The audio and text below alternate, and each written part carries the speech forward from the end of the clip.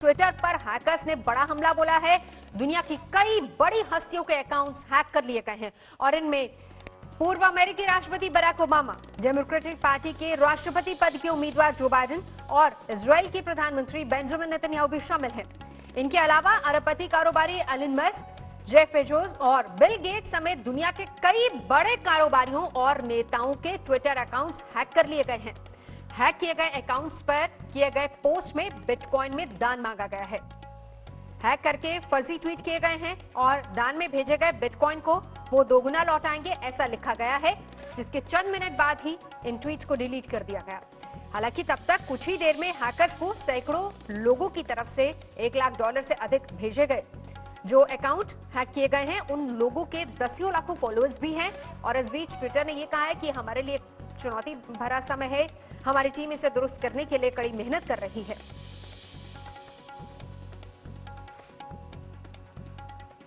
और अब खबर मध्य प्रदेश के गुना से, जहां पर पुलिस खुद को हर सिस्टम से ऊपर समझती है। गुना में जमीन से दखल हटाने पहुंची पुलिस ने कुछ इस कदर कहर बरपाया कि पति पत्नी ने कीटनाशक पी लिया।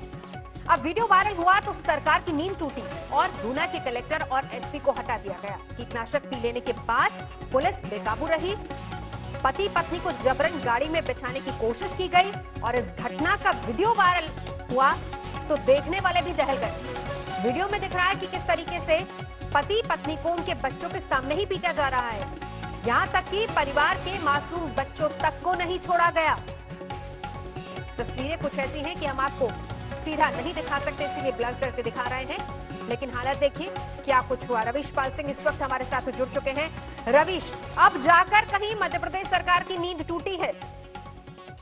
जी बिल्कुल, क्योंकि आपको बताएं कि जो घटना है ये मंगलवार शाम की बताई जा रही है, लेकिन इसका वीडियो जब है बुधवार को वायरल हुआ उसके बाद ही मध्य प्रदेश की सियासत में एक तरीके से तूफान मचा। और आपको बता दें कि ये जो क्षेत्र है जहाँ पे ये पूरा घटनाक्रम घटित हुआ था, उसके पास में ही विधानसभा के उपचुनाव भी प्रस्तावित है, क्योंकि एक सीट खाली वहां से भी हुई है विधायकी की सीट के बाद। लेकिन ये जो पूरी घटना हुई थी इसने कहीं ना कहीं सिस्टम को जरूर उजागर कर दिया कि किस तरीके से वो गरीब जो एक खाली पड़ी जमीन पे पिछले कुछ सालों से लगातार खेती करके अपना और अपने परिवार का पेट पाल रहा था, उसके साथ बड़ी बेरहमी से पेश आया गया। आपको बता दें तमरोज कि भले ही इस पे कलेक्टर और एसपी को देर रात पुलिस मुख्यमंत्री शिवराज सिंह चौहान ने हटा दिया, उनका तबादला हो गया हो, लेकिन अब कांग्रेस ये मांग कर रही है कि किनके रहते लगातार इस जमीन पे अतिक्रमण हो रहा है, क्योंकि ये पहला वाकया नहीं था। इनसे पहले भी इस जमीन पे एक जो आपराधिक तत्व था उस इलाके का, उसने अतिक्रमण कर रखा था। सरकार ने ये जमीन आवंटित कर रखी है एक सरकारी कॉलेज को बनाने के लिए, लेकिन यहाँ पर भी सिस्टम की लाल फीताशाही लेट लतीफी सामने आ रही है कि कई सालों से जमीन मिलने के बावजूद इस जमीन पर अब तक कॉलेज का निर्माण शुरू नहीं हुआ है और इसीलिए बार बार इस जमीन पे कभी कोई आपराधिक तत्व अतिक्रमण कर लेता है तो कभी कोई गरीब वहां पर अपनी खेती करके गुजर बसर करने की कोशिश करता है।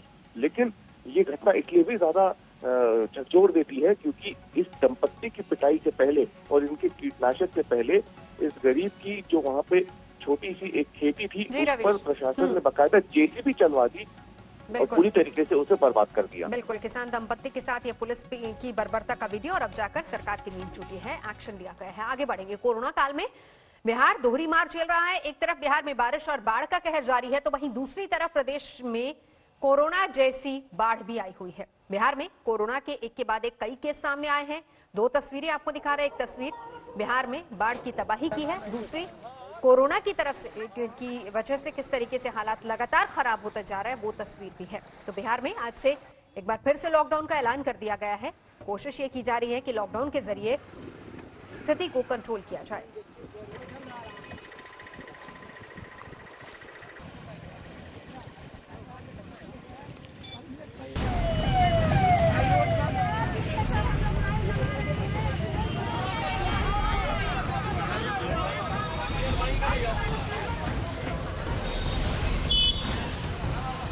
कोरोना की दहशत बिहार को शिकंजे में लेने लगी है। ये तस्वीरें आरा की हैं। लोगों ने जांच शिविर के कर्मियों पर मनमानी और लापरवाही का आरोप लगाकर जमकर हंगामा किया।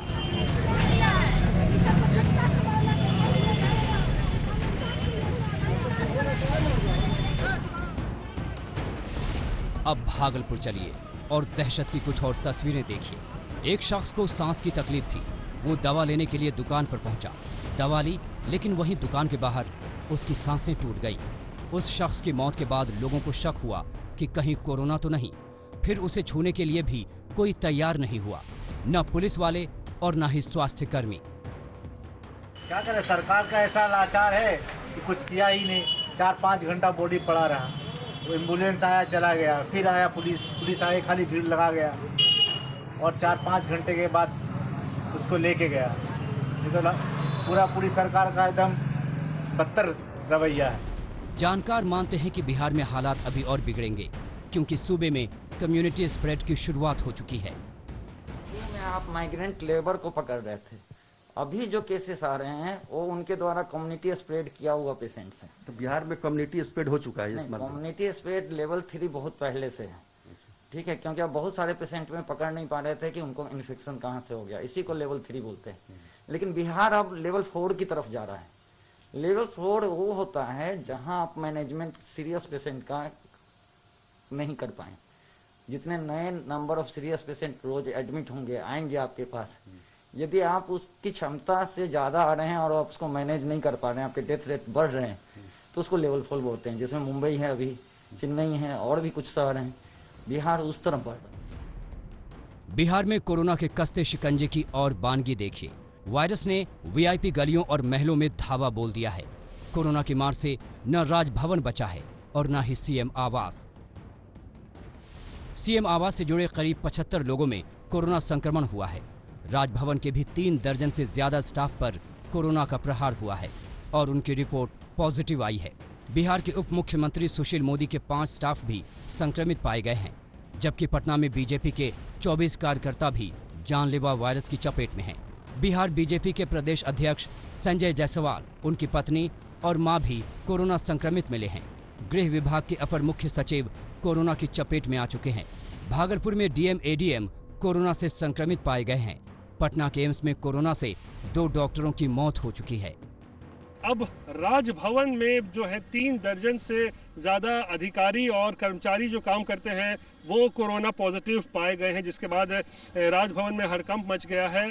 बीजेपी का जो प्रदेश कार्यालय है वहां पर 75 नेता और कर्मचारी जो है वहां पे जो रहते हैं, काम करते हैं, वो सारे जो हैं उनकी जांच होने के बाद वो पॉजिटिव पाए गए थे। कोरोना के बढ़ते मामलों पर सियासत भी शुरू हो गई है। विपक्ष नीतीश कुमार और बीजेपी को घेरने में लगा है। तो ये जो भयावह स्थिति जो पैदा हुई है, लोग जो है वर्चुअल रैली की चिंता कर रहे हैं। लोगों की जान की चिंता नहीं है उनको सिर्फ अपनी चिंता है, अपने चुनाव की चिंता है, अपनी कुर्सी की चिंता है। नीतीश जी को अपनी कुर्सी की चिंता है। नीतीश जी नजर नहीं आ रहे। क्यों नहीं नजर आ रहे? क्योंकि क्वारंटाइन हो रखे हैं। क्यों हो रखे हैं? क्योंकि तेजी से संक्रमण फैल रहा है। और जहां मुख्यमंत्री 10 बार चीजों को सैनिटाइज करवाया जाता है, मुख्यमंत्री आवास, जब वहां तक ये पहुंच गया तो आप समझ सकते हैं कि आम नागरिकों की क्या स्थिति होगी। तेजस्वी यादव की बातें आपने सुन ली। अब उनकी पार्टी के एक विधायक का खेल देखिए। काराकाट से विधायक संजय यादव पूरे दल बल के साथ कैमूर के झरने में जल क्रीड़ा कर रहे हैं। न कोरोना का डर है और न ही सोशल डिस्टेंसिंग का ध्यान। आरजेडी के विधायक करीब 20 गाड़ियों में अपने समर्थकों को भरकर तिलौथू में तुलना भवानी मंदिर में दर्शन के लिए पहुंचे थे और वहीं झरना देखकर जमकर मस्ती की। कोरोना महामारी के लेकर जो हम लोगों ने आज सब लोगों ने दुआ किया, ये कोरोना महामारी बिहार से बहुत जल्दी निकले और ये कष्ट से हमको माँ ही दूर कराएंगे, इसके लिए भी हम लोगों ने माँ से दुआ किया है। तुतला भवानी माई की। बातें तो खूब होती हैं, आरोप भी खूब लगाए जाते हैं, लेकिन अपनी जिम्मेदारियों को समझने के लिए कोई तैयार नहीं होता। बहरहाल बिहार सरकार ने कोरोना से निपटने की तैयारियों के खूब दावे किए, लेकिन उन दावों में कितना दम था ये अब पता चलेगा। सासाराम से मनोज सिंह के साथ रोहित सिंह और सुजीत झा, पटना आज तक।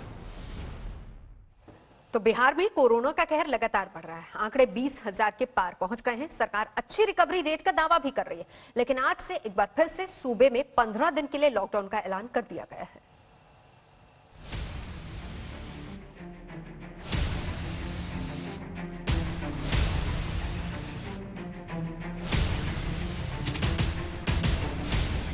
बिहार में बहार नहीं बल्कि कोरोना का वार है। मामले इस कदर बढ़ रहे हैं कि सरकार को पूरे सूबे में 15 दिनों के लिए फिर से लॉकडाउन लगाना पड़ा है। सबसे पहले बिहार में हालात की गंभीरता को समझने के लिए पिछले 5 दिनों के आंकड़ों पर नजर डालते हैं। 11 जुलाई को 631 नए मरीज सामने आए और कुल मरीजों की संख्या थी 14,575। 12 जुलाई को नए 758 मरीजों के साथ कुल संख्या 15,373 हो गई। 13 जुलाई को 1,269 नए मामले सामने आए और कुल आंकड़ा 16,642 पर पहुंच गया। 14 जुलाई को 1,317 नए मामले सामने आए और कुल आंकड़ा 17,959 पर पहुंचा। 15 जुलाई को 1,325 नए मामले सामने आए और कुल आंकड़ा 19,284 पर पहुंचा। कोरोना की बढ़ती रफ्तार के बीच सूबे के स्वास्थ्य मंत्री मंगल पांडे दावा कर रहे हैं कि केस जरूर बढ़े हैं, लेकिन चिंता की बात नहीं है, क्योंकि राज्य में कोरोना मरीजों के ठीक होने की दर 70% से ज्यादा है।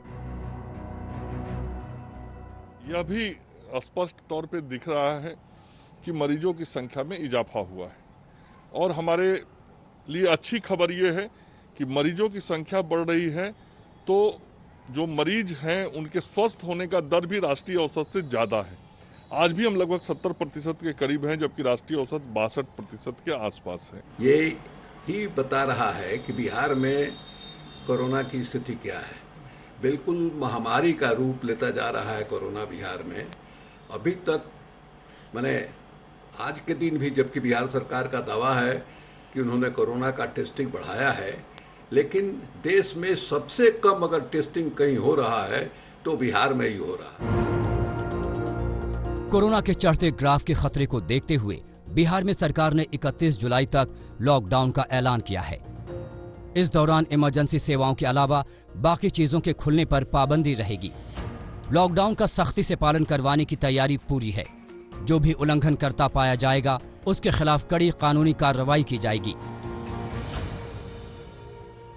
इसके लिए हम इन्फोर्समेंट के लिए हम लोग पूरी तरह से तैयार हैं। जैसे हम लोगों ने लॉकडाउन 1, 2 आदि के समय किया, उस समय इसी हिसाब से जो है इस बार भी उसको स्ट्रिक्टली एनफोर्स किया जाएगा।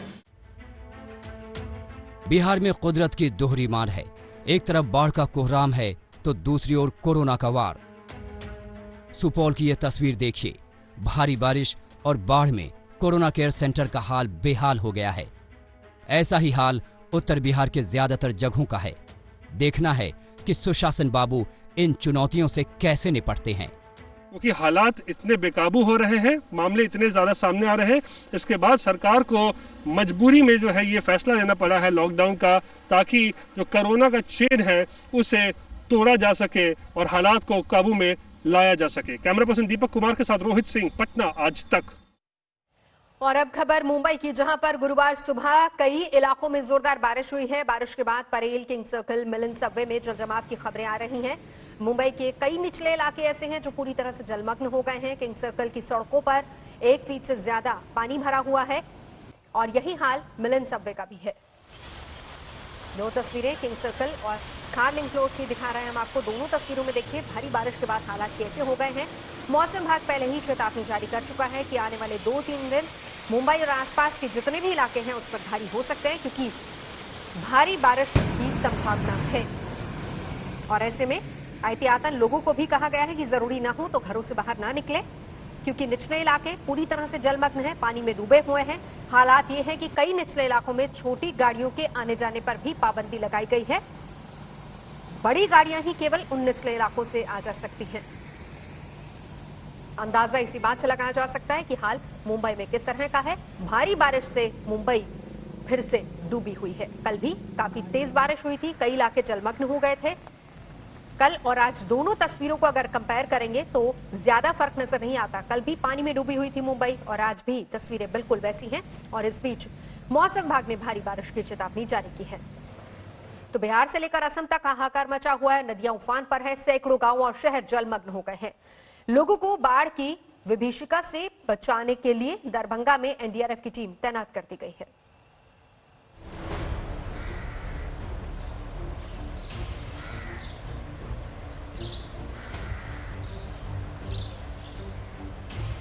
बाढ़ की दिल दहला देने वाली ये तस्वीर असम के बक्सा जिले की है, जहां उफनती नदी के किनारे एक शख्स फंस गया।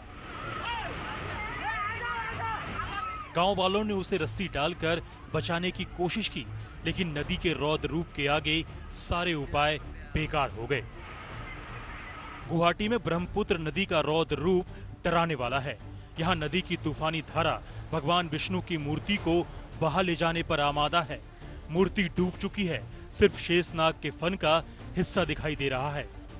गुवाहाटी में ब्रह्मपुत्र नदी में पानी खतरे के निशान से 1 मीटर ऊपर बह रहा है। असम के बरपेटा जिले में बाढ़ का कहर 468 गांवों पर टूटा है। यहाँ लोगों को 46 रिलीफ कैंप में रखा गया है। ये तस्वीरें अररिया के मदनपुर पंचायत की है, जहां ऐतिहासिक शिव मंदिर धाम बाढ़ और बारिश के पानी में जलमग्न हो गया। भक्तों के साथ भगवान भोलेनाथ भी बाढ़ अभिशाप झेल रहे हैं। नेपाल के तराई वाले इलाकों में भारी बारिश से फारबिसगंज, जोकीहाट, सिकटी और पलासी के भी निचले हिस्सों में बाढ़ का पानी भर गया है। हजारों लोग बाढ़ की तबाही झेल रहे हैं। पानी भी काफी तबाही मचा रहा है। हम लोगों को जीना दुर्लभ हो गया है। बस्ती तरफ देखिएगा तो और भी दिमाग पागल हो रहा है। ये तो बाजार का हालत ऐसा है। गोपालगंज में गंडक नदी के किनारे बसे 3 दर्जन गांव बाढ़ की चपेट में हैं। दर्जनों घर जलमग्न हैं। आने जाने के लिए अब नाव का ही सहारा बचा है। ये तस्वीरें सीतामढ़ी जिले की हैं, जहां सैकड़ों एकड़ में खड़ी गन्ने और मकई की फसल बाढ़ में बर्बाद हो गई है। यहाँ दर्जनों गांवों में बाढ़ का पानी घुस गया है। लोगों ने जान बचाने के लिए ऊंचाई वाले स्थानों पर शरण ली है। न हमारा पंचायती मुखिया देखता है, न ही हमारा वार्ड पंचायत के कोई आदमी देखे हमको आया है। प्रशासन शासन एक बार देखे ना आया घूम फिर के। बिहार से लेकर असम तक बाढ़ का कहर जारी है। लाखों लोग बाढ़ से बेहाल हैं। पटना से सुजीत झा के साथ मनोज्ञा लोईवाल, गुवाहाटी, आज तक। और अब बात राजस्थान की राजनीति की कर लेते हैं, जिसका एक चैप्टर खत्म हो गया और कई सारे अध्याय खुलने के इंतजार में है। सौम्य और शांत अंदाज में पायलट पर हमला करने वाले मुख्यमंत्री अशोक गहलोत के तेवर अचानक बेहद तल्ख हो गए हैं और वो पायलट को अपनी सत्ता के खिलाफ साजिश का सूत्रधार साबित करने में लगे हैं। वहीं दूसरी ओर पायलट अगली चाल पर मंथन कर रहे हैं।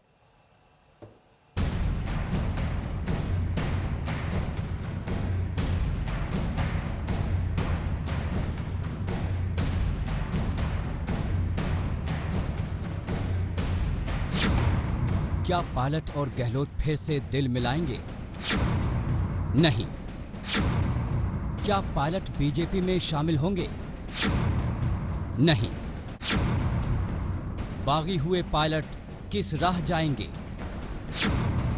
पता नहीं।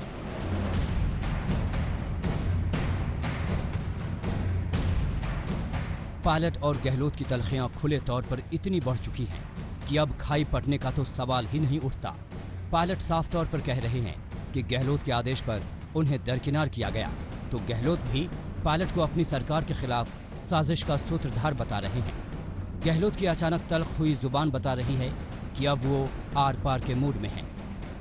हमारे यहाँ पर डिप्टी सीएम हो, पीसीसी प्रेसिडेंट हो, वो खुद ही डील करे। अगर मान लो मुझसे मोबाइल नंबर दीजिए, हमें नाम दीजिए, हमें षड्यंत्र में शामिल हो, वो सफाई दे रहे हैं। नहीं, हमारे यहाँ कोई हॉस्टलिंग नहीं हो रही थी।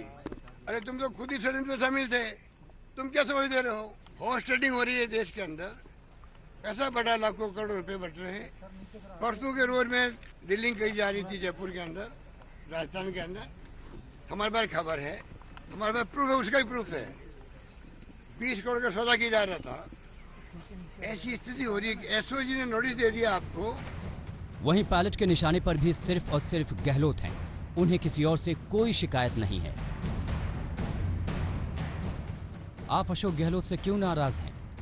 मैं उनसे नाराज नहीं हूं। मैंने कोई खास ताकत की मांग नहीं की। मैं सिर्फ ये चाहता था कि राजस्थान सरकार जनता से किए गए वादों को पूरा करे।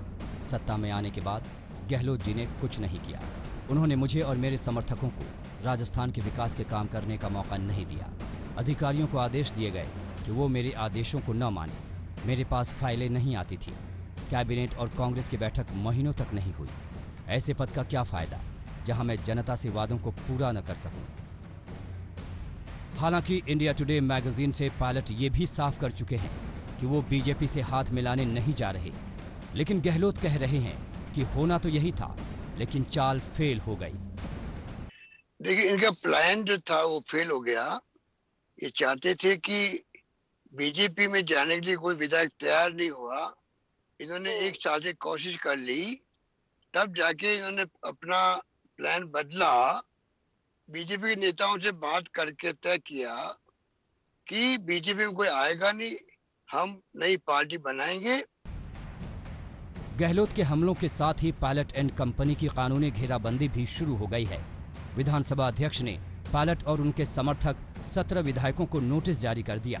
सभी को 17 जुलाई तक विधानसभा में पेश होकर जवाब देने को कहा गया है। ज्यादातर विधायकों के घर पर ये नोटिस चिपका दिए गए हैं। लेकिन कल तक पायलट का खुली बाहों से स्वागत को तैयार बीजेपी अब गहलोत सरकार के खिलाफ अविश्वास प्रस्ताव नहीं लाना चाहती। हम नहीं करेंगे, अभी हमें देखेंगे, अभी उसकी सारी परिस्थितियों पर निगाह हमने रखी है और भी चर्चा चल रही है, उसका जो भी संवैधानिक पक्ष होगा उसको फॉलो करेंगे। शतरंज के खेल में कई चालों का असर आगे के खेल में दिखता है। पायलट यही रणनीति अपना रही है, लेकिन गहलोत अपने रास्ते का कांटा तुरंत निकाल फेंकने पर आमादा है। हालांकि सूत्रों का दावा है कि गहलोत के ये तेवर खुद कांग्रेस हाईकमान को भी रास नहीं आ रहे हैं। जयपुर से शरद कुमार और दिल्ली से मौसमी सिंह के साथ आज तक ब्यूरो।